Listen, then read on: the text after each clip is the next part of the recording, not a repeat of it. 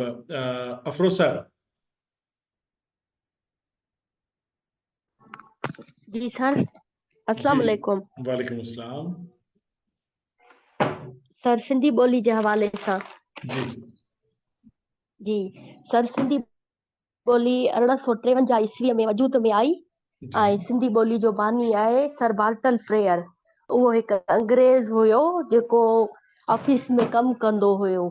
Office में जेके माण्हू कमु कंदा हुया त उनखे के लफ़्ज़ हथ आया, मीन्स के ॿ टे जीअं चइजनि उहे ई।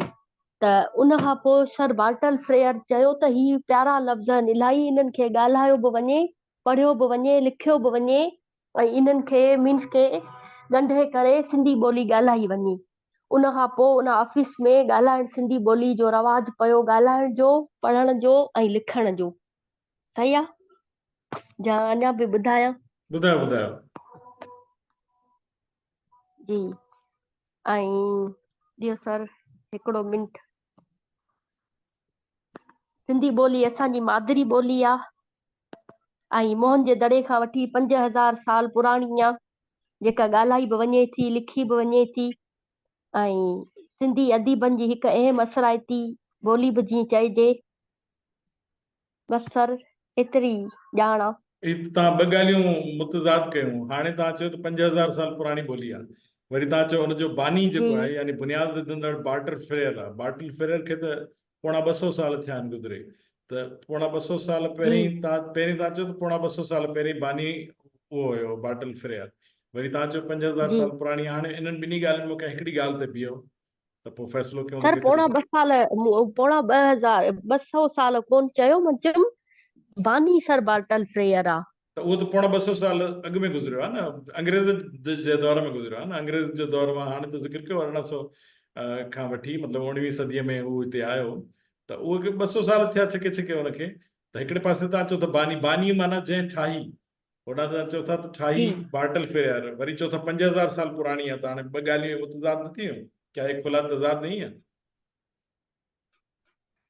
सर, पोइ उन खां पोइ ॻाल्हाई बि वञे थी, पढ़ी बि वञे थी, लिखी बि वञे थी शाल ऐं ते बिटाई 1853 शाल ते बिटाई खे 300 साल गुज़रिया आहिनि। उहो त हुन त पूरी शाइरी कलाम चई छॾियो।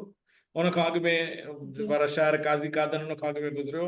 शाल थी पियो तड़ ॾाढो शाह अब्दुल लतीफ़, शाह अब्दुल करीम बुलड़ी वारो उन खां अॻु में गुज़रियो ऐं पंहिंजो इहे सभु शाइर उन खां अॻु में गुज़रिया। बार्टल फ्रेयर त कल्ह गुज़रियो, उन कीअं बुनियादु विधो ऐं इहो कहिड़ी ऑफिस में सर, कमु कंदो हुयो? सर उहो यादि न आहे। अच्छा, ठीकु जी, आहे। तव्हां कॾहिं खां इहो असांजे बि क्लास। मुंहिंजो ॿुधल किस्सो आहे। अच्छा, ठीकु आहे। मां तव्हांखे ॿुधायां थो त इन जी हक़ीक़त छा आहे। तव्हां मुंहिंजी भेण कॾहिं खां जी वठी जॉइन कयो असांजी क्लास खे?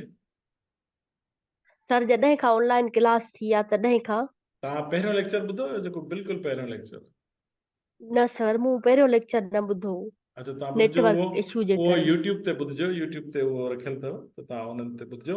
पर जी पर हिकिड़ी ॻाल्हि मां तव्हांखे शाबस थो ॾियां त तव्हांजी अहमियत आहे त तव्हां हिन वेबिनार में शरीक थियो। तव्हां जेके 2-3 लफ़्ज़ ॻाल्हाया, 2-3 जुमिला ॻाल्हाया, त मां जी उनखे शाबाश थो ॾियां ऐं तव्हांजी हिमत अफ़ज़ाई थो करियां। Thank U sir. ऐं मूंखे इहो सुठो थैंक लॻो यू। ॾाढो, छाकाणि त मूंखे जिन जे बारे में उमेद न हुई त उहे ईंदा, तव्हां आयो, माना उन्हनि में तव्हां बि शामिल आहियो, पर तव्हां आयो, इहो वॾी हिमत जो कमु आहे। छो त थोरी देरि पहिरियों तव्हां चैट ते पुछियो पिए त अॼु मतिलबु जीअं चइबो आहे तो गाॾीअ में चढ़ी पुछिबो आहे त हीअ गाॾी केॾां वेंदी, त बाद में तव्हांखे जी ॿुधायो जी वियो त अॼु छा पियो थिए। पर उनजे बावजूदि तव्हां 2-3 लफ़्ज़ 2-3 जुमिला ॻाल्हाया, मां तव्हांजो थोराइतो आहियां ऐं मूंखे वाकई मुंहिंजी एक्सपेक्टेशन खां वधीक तव्हां जेको बि ॻाल्हायो उहो असांखे क़बूल आहे, अखियुनि ते आहे।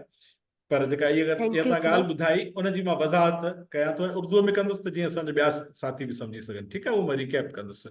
त उहो सही तव्हांजी महिरबानी। आहे। जी तव्हां जी, हाणे थैंक जॾहिं यू बि सर। म्यूट कंदव त मां इहा ॻाल्हि तव्हांखे ॿुधाईंदुमि। थैंक यू मुंहिंजी ओके भेण, ओके ख़ुशि हुजो, ओके। महिरबानी, थैंक यू। तो